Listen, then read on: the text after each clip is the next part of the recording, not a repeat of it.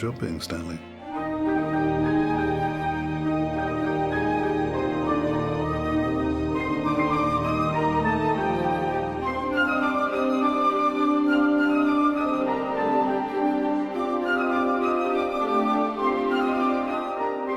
He is considered by many the greatest film director the medium has ever known. Yet in a 45-year career, Stanley Kubrick's films number only a dozen. That he strove for perfection is well established. What is less known is that he lavished years of energy on several films that never saw the flickering light of the silver screen. The most famous of these, AI, Artificial Intelligence, was made by Steven Spielberg with Kubrick's blessing. But there were two other films that came tantalizingly close to creation. And people having it off in closets and so on. And the battles, of course, take place, but it's not like a film like Waterloo. Bold, brilliant, and exacting, obsessed with detail. The phrases have been used to describe both Napoleon and the director who yearned to tell his story. Well, it's an easy parallel to make. I don't know if it tells us much about Stanley or Napoleon. Napoleon also had a technique among his staff, which was that he would rotate them in and out of his regard. So one week he'd have one favourite and he'd defer to this person and give them all the good jobs. And then the next week this person would notice they were pushed a little to one side and someone else was being brought in.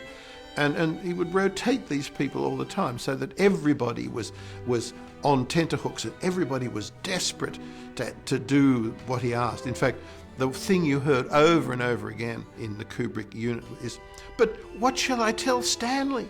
One of Kubrick's challenges in developing the project was realizing the enormity of his vision within the confines of a realistic budget. Well, he had designed it so that it was reasonably inexpensive, considering the fact that it was Napoleon and had vast battle scenes. And so what Kubrick did, he came up with this great idea of having paper costumes. So you would have like 4,000 people in proper costumes, the people you would be able to see. But in the background, you would have 10, 20, 100,000 people in paper costumes. And so it would just be a disposable costume. And he did camera tests on these to see how they would register. And they looked just the same as a normal costume close up. One of the problems with doing Napoleon the way Stanley wanted to would be access to these great rooms at Versailles and things like this, which nobody's going to let you shoot in.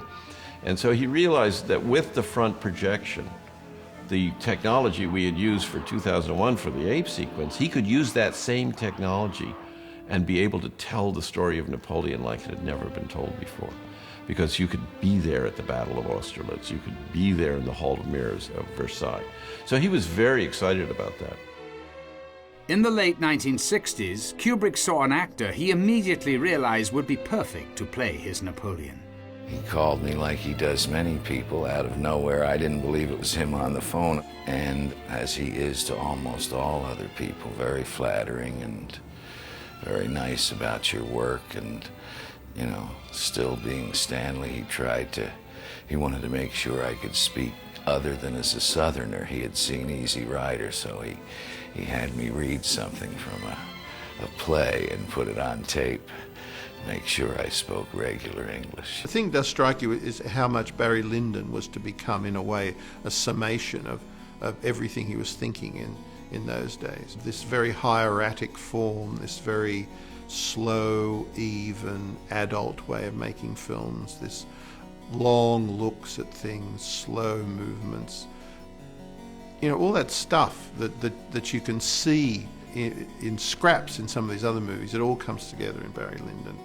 Though he would return to Napoleon on occasion in the coming years, Kubrick never got the film as close to production as he did in the heady days following the release of 2001.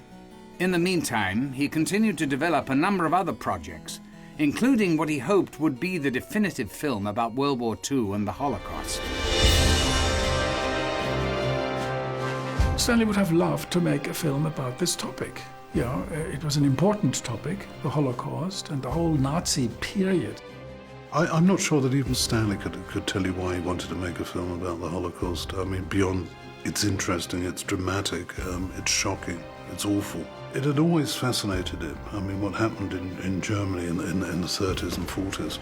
And this is a kind of theme that's sort of also echoed in Clockwork Orange, that culture and civilization doesn't preclude savage, irrational behavior.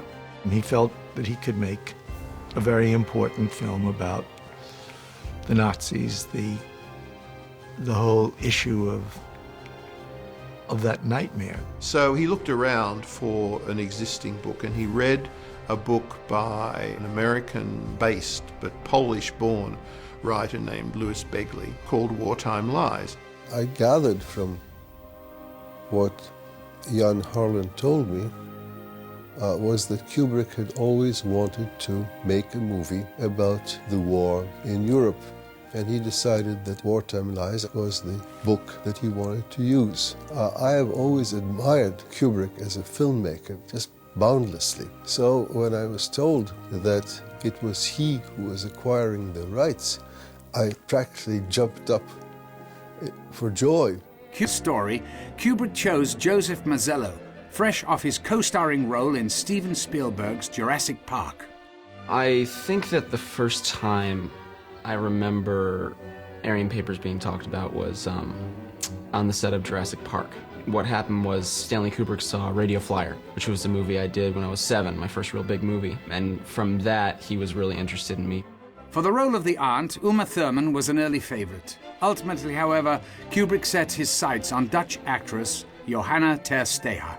He just rang me up one day and said, I'm starting preparation for this film. Could you come out and do some tests for 3 or 4 days? So I said, yes, of course, you know, what's it about? And he said, I'll tell you when you get here. And I said, well, who's in it? And he said, a young actress. I said, what's her name? He said, I'm not going to tell you. I said, okay. And I went out there and we did all these tests. He wouldn't tell me the name of this girl. He just wouldn't tell me. I finished up Jurassic Park, and Stanley Kubrick wanted to meet me. I was flown out to meet him. I was flown out for my mom to read the script. She had read the script, and Stanley came in, and I remember most of the meeting consisted of him staring at me. He even commented at one point, he said, I'm sorry, Joe, don't feel uncomfortable, but I'm just looking at you. I'm just looking at your eyes. I have to look at your eyes. It was really important to him, I remember, to get a 3-year-old that looked like me. And so he was looking at me to make sure he got the right person to play me as a younger kid. Meanwhile, Kubrick and his team were immersed in their research.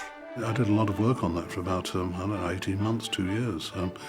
I did most of the initial research when Stanley had read the story, you know, tracking down books, going, well, I think I'm going to do AI instead. Ultimately, Kubrick turned AI over to Steven Spielberg, focusing his own energies on Eyes Wide Shut. It was during the final stages of post-production on that film that Stanley Kubrick died on March the 7th, 1999.